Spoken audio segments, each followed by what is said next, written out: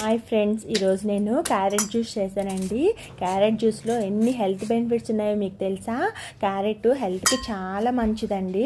క్యారెట్లో A, C, K vitamins ఉన్నాయండి. ఇంకా ఇది ఇమ్యూనిటీని కూడా పెంచుతుందండి. కంటి చూపు కూడా చాలా ఇంప్రూవ్ చేస్తుందండి. అంతేకాకుండా స్కిన్ హెల్త్కి కూడా చాలా మంచిదండి.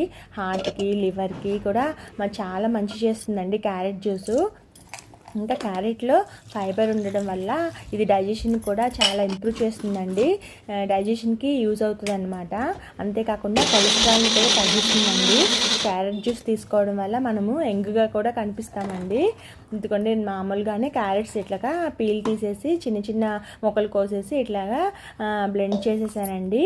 తర్వాత ఇదిగో నేనంటే వడకట్టలేదండి, అంటే అందులో ఉన్న ఫైబర్ కూడా పోతుంది కదా అన్నట్లు వడకట్టలేదనమాట. డైరెక్ట్గానే గ్లాసెస్లో సర్వ్ చేసేసాను. తర్వాత ఒక 5 జీడిపప్పులు 5 బాదం పప్పులు తీసుకొని ఇట్లాగా కొంచెం వాటర్ పోసి దాన్ని కూడా బ్లెండ్ చేసి ఇట్లాగా గ్లాసెస్లో కలిపాను అనమాట. తర్వాత స్వీట్నెస్ కోసం కొంచెం హనీ వేసానండి. అంటే ఈసారి షుగర్ యూజ్ చేయలేదన్నమాట, హనీ యూజ్ చేశాను. ఇదిగోండి ఇట్లా వీడియోలో చూపిస్తున్నట్లుగా మంచిగా కలిపాను అనమాట. తర్వాత కొన్ని ఐస్ క్యూబ్స్ వేసానండి.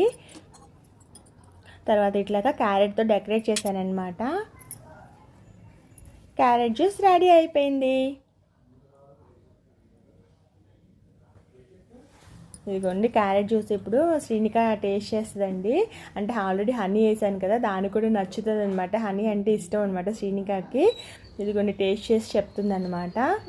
నేను కూడా టేస్ట్ చేశానండి, చాలా బాగుంది. మీరు కూడా ట్రై చేయండి. Thank you for watching. Please subscribe అండి.